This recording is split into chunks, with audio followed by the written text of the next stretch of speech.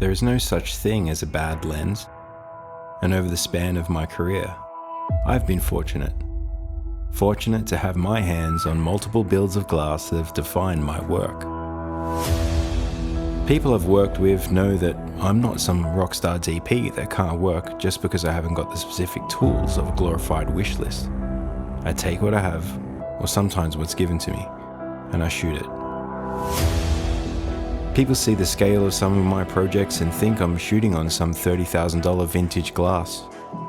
But some of my best work has been on lenses you wouldn't even imagine. Since 2015, XEEN has been the forefront of majority of my work. Some colleagues ask why.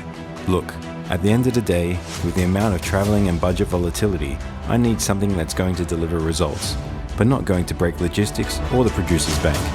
I've traveled and used XEENs globally, from the cold winds of Nordic air to the most humid and heat-heavy deserts. I've flown XEEN glass on Steadicams, gimbals, tracking vehicles, even underwater housings. And with a new CF lightweight build that has made rigs easier to operate. I love that more natural look. Usually I shoot between T4 and 5.6. I find lenses perform better in that area.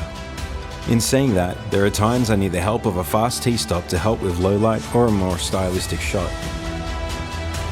XEENs deliver straight up reliability. You're not going to find a lens in this price range hitting the quality and competitive level of some of the brands that can break a production budget. Watching an image fall into focus with XEEN is an absolute gem. Irrespective of what camera I've used, the lens has always defined the look immensely, and when used correctly, you would surprise even the veterans.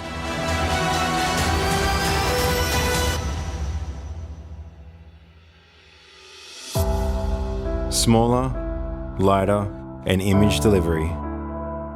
This is why I choose XEEN.